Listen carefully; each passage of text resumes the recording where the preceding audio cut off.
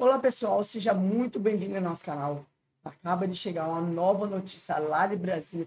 Está pegando fogo, está bombástico, você precisa ver isso. Todo mundo parou tudo para assistir isso aqui. Eventuais novas sessões de Trump levarão Bolsonaro direto para Papuda. Segundo aliados, Alexandre de Moraes enviará Bolsonaro para o regime fechado se Trump aplicar novas sanções contra autoridades brasileiras. Todo mundo parou tudo, está pegando fogo, assiste até o final, que esse conteúdo está bombástico, está pegando fogo. Vamos aqui deixar os créditos para a timeline da plataforma YouTube. Vocês estão chegando agora, já se inscreve no nosso canal, já ativa o sininho para não perder a notificação. Deixa seu like, ajuda nós demais aqui na plataforma e para chegar para mais pessoas também. Já deixa o seu comentário, de que cidade você é. Comenta aí o que está achando do vídeo. E sem mais enrolação, vamos para o conteúdo que está pegando fogo. Todo mundo parou tudo para assistir isso aqui. Então, vamos para a nova notícia. O Michel Temer, a mesma coisa, mas com o Bolsonaro, aí o Alexandre de Moraes quer que a tortura seja completa. A ideia, todo mundo que tem informação de pessoas próximas ao Alexandre de Moraes no STF tem dito que ele quer mandar o Jair Bolsonaro para Papuda. E mais do que isso, já falei para vocês aqui, ele quer criar uma ala golpista na Papuda. Max. Exato. E aí, Lacombe, o que a gente está vendo? É aquela máxima, né? Aquela máxima de não se negocia com terroristas. O Alan comentou aqui, eles não fazem, não dão as coronhadas porque eles não estão com coragem de ver a opinião popular, né, e mostrar isso claramente. Mas então eles vão mandar outros fazerem por eles. Se eles não têm coragem de fazer, então eles vão mandar outros. E aí vem essa matéria aqui, né? Eventuais novas sanções de Trump, né, levarão Bolsonaro direto a Papuda. Então, isso daqui é chantagem. Chantagem pura. Tá? Isso daqui significa que o Alexandre de Moraes sente muito a pressão das sanções, né? Isso é a primeira coisa. Mas tem uma segunda coisa. Isso aqui também significa que os outros ministros estão muito preocupados, principalmente os que votaram, em receber as sanções por causa da condenação do Bolsonaro. Gente, isso aqui é muito importante vocês entenderem, porque o efeito psicológico que eles querem dar mostra o contrário do que eles estão falando. Sabe aquela coisa? Sentiu demais? É isso aqui. Uma matéria dessa significa sentiu muito as sanções, estão tão preocupados com as sanções que já estão querendo fazer chantagem, já estão intimidando. E isso daqui é para tentar chantagear o Eduardo Bolsonaro, é para tentar intimidar o Eduardo, para ver se ele consegue conversar, porque ninguém conseguiu conversar, né, com pessoas da Casa Branca para evitar novas sanções. Gente, isso daqui significa o seguinte, que tem que vir mais sanções, porque elas estão fazendo efeito. Se o Alexandre de Moraes fosse sincero quando ele disse que eu não ligo para as sanções, né? Com sanção ou sem sanção dos Estados Unidos, nós vamos continuar a nossa luta pela justiça e o Brasil soberano, não sei o que, não sei o que, não sei o que. Se ele realmente acreditasse nisso, se ele realmente estivesse falando isso a verdade, isso aqui não aconteceria. Ele não precisaria chantagear, porque ele não estaria preocupado, ele não se importa com as sanções. E é óbvio, né? Não foi o Alexandre de Moraes que falou, foram fontes. Se a mídia, se o Igor Gadelha aqui do Metrópolis, qualquer outro da mídia for perguntar, ele vai dizer, não, nunca disse isso. Isso são boatos. Tudo de caso pensado. O planejamento era esse, é vazar informação para a mídia de que se vier novas sanções, Bolsonaro vai para Papuda para fazer a chantagem e para tirar o dele, né, da reta, né? Não fui eu que disse. Isso aí foi um vazamento, isso é rumores, boatos, isso não é verdade. Mas óbvio que a gente sabe que é, e óbvio que isso foi planejado. Mas o significado disso é o oposto do que parece. Tá? Significado disso é que eles estão sentindo muito as sanções. Isso aqui é desespero. Essa notícia quer dizer o seguinte: estão desesperados para que parem as sanções e não venham novas sanções. Então sabe o que isso significa? Que tem que vir novas sanções. E aí você pode perguntar, Max, mas isso vai levar o Bolsonaro para papudas. Isso é muito ruim. A gente não pode. Então, a máxima não se negocia com terroristas, né? Um dos motivos, tem outros, mas um dos motivos é você tem certeza que ele não vai cumprir. Você não tem certeza que ele não vai cumprir. Então, não existe aqui negociação possível com Alexandre de Moraes. E a prova é que há 3 semanas atrás, mais ou menos, né? Pouco mais de 2 semanas atrás, ele falou isso aqui, ó. Cadê a outra matéria? Do dia 27 de agosto, lá do Metrópolis também. Coloca aí, produção, por favor. Aí, ó. Igor Gadelha novamente. Plano de Moraes é mandar Bolsonaro para Papuda. Qual que é a data que está ali? 27 de agosto? Rapaz, não enxergo não, desculpa. Deixa eu ver aqui. Agora dá para ver. 27 de agosto. 27 de agosto. Então só trouxa que vai cair nessa história da chantagem do Alexandre de Moraes. Esse vazamento aí, né, de fontes, de aliados, é engraçado isso, né? O ministro tem aliados. Ele é político, né? Porque político tem aliados, político tem oposição. Agora, o ministro da STF não tem que ter nem aliados nem oposição, porque em teoria ele não deveria assumir um partido político, uma ideologia política, ou favorecer um grupo político em prejuízo a outro grupo político. O ministro da STF não deveria fazer isso. Ele tem que ser aliado das leis, né? Exato, da Constituição e das leis. Da Constituição, das legislações. Agora, o que a gente está vendo é esse tipo de chantagem, mas digo para vocês, isso é um bom sinal. Tá? Isso é um bom sinal. Agora é a hora de vir com tudo, porque é um sinal de fraqueza isso.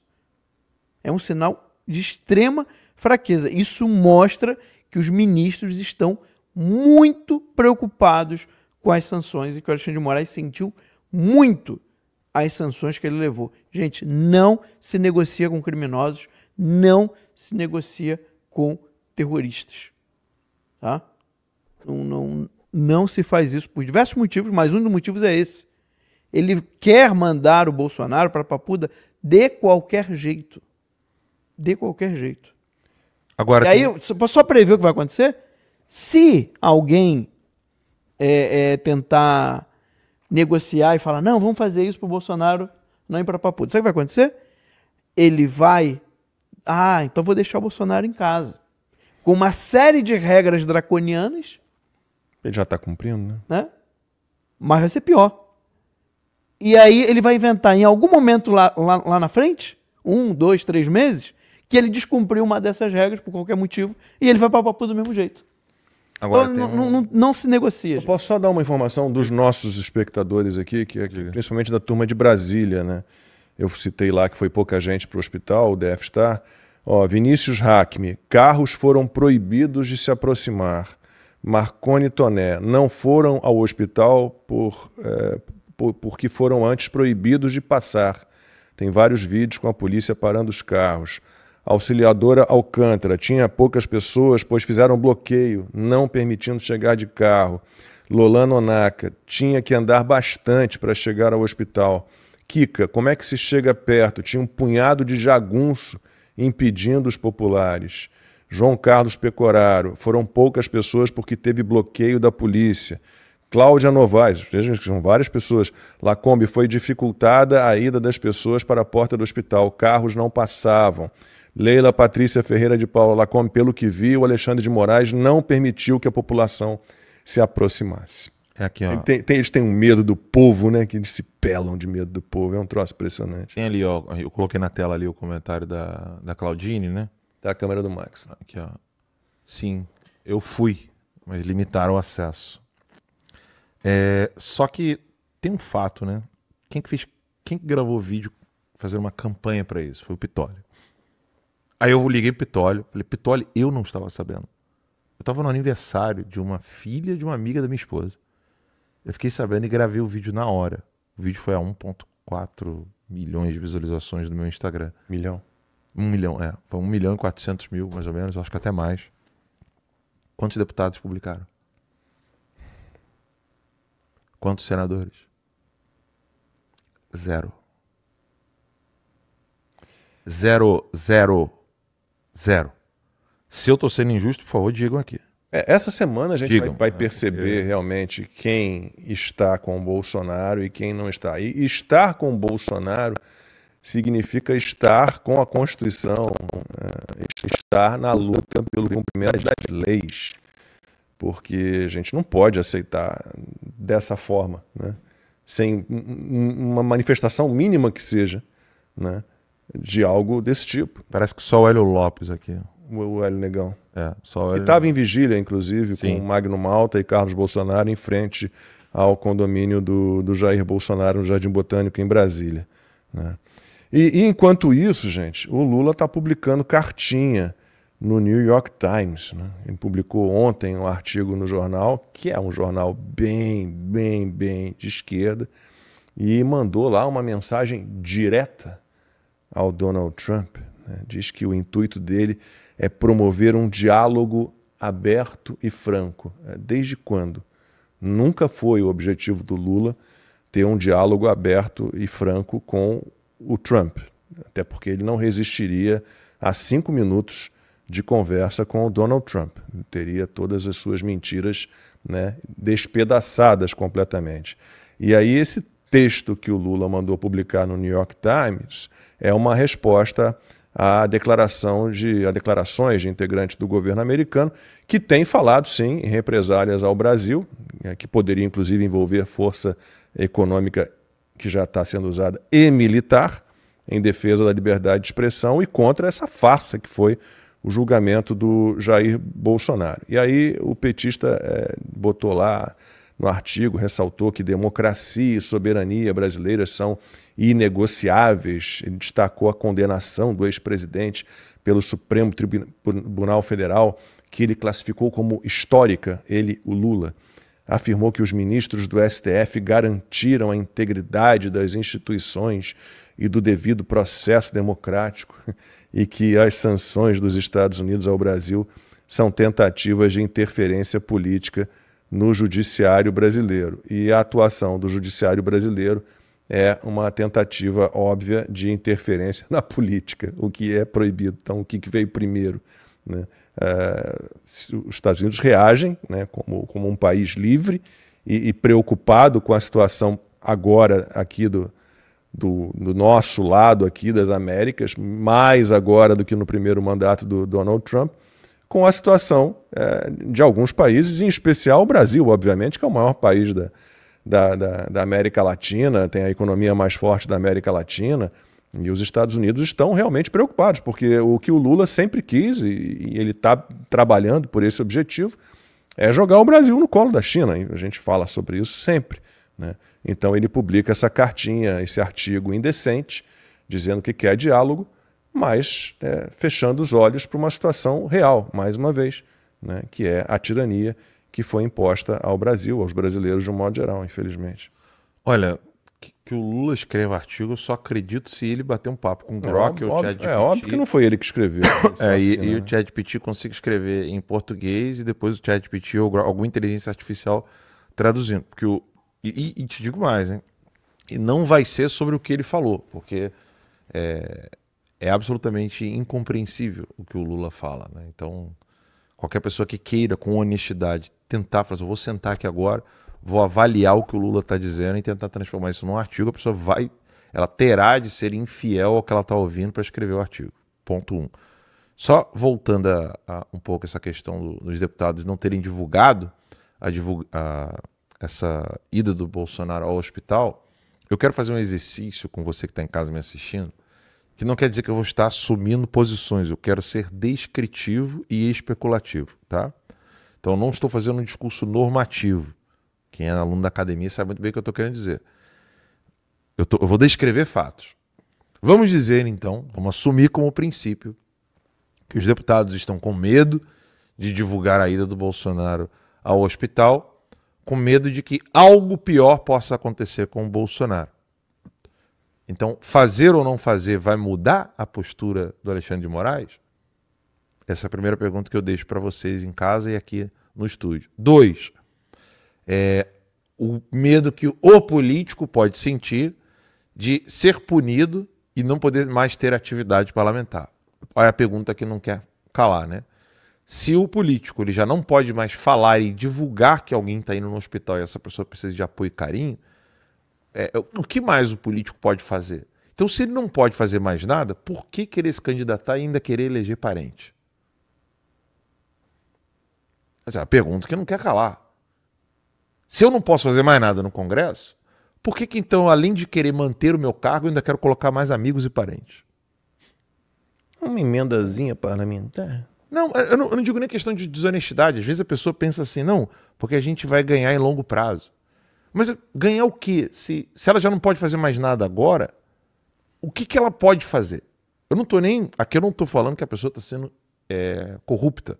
Eu estou querendo avaliar o político que, honestamente, se vê numa situação de mãos atadas e ele pensa assim, pô, não posso divulgar a ida do Bolsonaro ao hospital porque isso pode afetar a mim e afetar a campanha das pessoas que eu estou apoiando. Mas o que essas pessoas vão poder fazer lá? Daí que a conclusão óbvia é o Eduardo Bolsonaro acertou. Ele já entendeu que não tem mais disputa eleitoral. Por que outros deputados não se juntam a ele? Você está falando para todo mundo sair do Brasil e ir para o exílio? Não precisa de todo mundo. Mas alguns políticos, eu digo, agora aqui é normativo mesmo, né? Não é normativo, é uma sugestão. Uma mínima sugestão. Não estou dizendo o que as pessoas devem fazer. Estou sugerindo aos políticos de maior relevância. Se vocês têm que ficar calados no Brasil, por que não falar do lado de fora livremente? Não é nenhuma covardia isso. Inclusive, Lacombe, o Marx sabe bem disso, no início do cristianismo, quando as pessoas estavam saindo da zona de terror do Império Romano, os cristãos saíram dali e foram para outros lugares. E aí, esses outros lugares foram denominados pelo termo grego dispersão, que é diáspora. Então, essas pessoas foram para a diáspora, ou seja, a palavra diáspora em grego é dispersão. Então, as pessoas se dispersaram, no sentido de que elas se descentralizaram. Elas saíram de um foco e foram para outros lugares. Aí alguém poderia perguntar para mim, mas surtiu algum efeito, Max? Surtiu algum efeito os cristãos terem se descentralizado? Eu digo para você em casa. Quando a heresia ariana dominou o Império Romano, de onde veio a luz para dizer, não, Jesus é sim Deus e ele realmente é consubstancial ao Pai? Na Turquia. Longe do centro do poder. Que foi em Nicéia. É de lá que vem o nosso credo niceno-constantinopolitano, né? Que Jesus é Deus, Filho de Deus, consubstancial ao Pai e é Deus ele próprio. E aí aquela frase, um só Deus em três pessoas, que é o que determina o cristianismo hoje, né? Um só Deus em três pessoas. Isso é uma questão teológica, vocês podem discordar ou concordar. Não estou aqui para analisar teologia, só estou trazendo um dado histórico que protegeu o cristianismo dos ensinamentos apostólicos e foi fora do centro do poder. Não foi em Jerusalém, não foi em Roma, não foi em lugar nenhum. Foi lá na Capadócia, lá longe. Foram os padres capadócios que mantiveram essa fé firme. Daí que Atanásio, bispo, teve que se exilar 5 vezes. 20 anos no total de exílio. E a gente só reza isso porque esse cara ficou no exílio. Vocês entendem? Tipo, a fé ainda é a mesma. Um só Deus em 3 pessoas. Né? Se você já ouviu falar em Santíssima Trindade, ou se você crê na Santíssima Trindade, saiba, você só sabe disso e você só crê nisso porque um homem foi para o exílio 5 vezes. Ficou mais de 20 anos em exílio. Tanto é que o lema dele, ele é conhecido como Athanasius contra mundum, que em português é Atanásio contra o mundo. Ou seja, O mundo não estava acreditando na Santíssima Trindade porque estava na heresia ariana. O mundo, os imperadores, os políticos, os senadores, os clérigos, os bispos, os patriarcas, todos estavam. Atanásio segurou ali, porque ele era secretário no concílio de Nicéia e segurou com unhas e dentes aquilo que ele aprendeu. É uma discussão teológica? Não, estou trazendo um dado histórico, né, para dizer, olha, essas pessoas se dispersaram. E foi graças à dispersão, foi graças à diáspora, graças à liberdade, graças à proteção, que aquilo dali pôde ser transmitido. Daí que vem a palavra tradição, que vem de tradere, que vem de transmitir. Porque elas estavam no exílio. Por que insistir em querer transformar o Brasil estando no Brasil, se algumas pessoas podem fazer muito mais estando do lado de fora? Que foi o que eu falei para o próprio Bolsonaro. Mas ele tomou a decisão, ele falou para mim. Eu espero que isso nunca aconteça. Mas ele disse para mim, quando eu falei para ele, não volta. E ele disse, e se o Brasil precisar de alguém? É quando eu falei para ele, o senhor vai acabar morrendo. Ele virou para mim e falou assim, e se o Brasil precisar disso para poder renascer, para poder mudar? Eu espero que não precise. Espero de todo o meu coração, de toda a minha alma, que não precise e que não seja o dele. Que não precise de ninguém, sobretudo o dele, nem de ninguém. A gente não... Eu ouso dizer isso, né? Não estou aqui querendo julgar Deus, né? Mas eu não vejo motivo para dizer assim, não, a gente precisou do sangue do Charlie Kirk para poder despertar o mundo. Não, a gente precisou do sangue do Clezão para despertar o Brasil. Por que não agir agora, ao invés de esperar mais mortes e mais mortes e mais mortes, mais gente morrendo, mais gente sofrendo? Por que não despertar agora? Por que não acordar agora? Por que precisa ficar cada vez mais tenebroso para a pessoa poder despertar? Não quero aqui julgar a providência divina, Deus rege o mundo da maneira mais perfeita possível e impossível, né? Ele é Deus, quem sou eu? Mas eu pergunto para você em casa, para que esperar as coisas ficarem cada vez piores para você entender e falar assim, realmente, não tem mais eleição. Nós estamos sob o domínio. Então vamos aqui para mais uma notícia que acaba de chegar aqui para vocês. Trump avalia investigação que pode afetar diretamente Lula e todo o governo brasileiro. Estados Unidos estuda restringir visto para delegações do Brasil e outro país na ONU, entre eles Irã, Sudão, Zimbábue. O documento obtido pela agência Associated Press aponta que as medidas fazem parte de um esforço mais amplo da Casa Branca para endurecer a política de concessão de visto diplomático, afetado tanto a entrada quanto a mobilidade de representantes estrangeiros dos Estados Unidos. A restrição poderão limitar a atuação de comitivas fora a área de sede da ONU em Manhattan. Brasília entra na lista.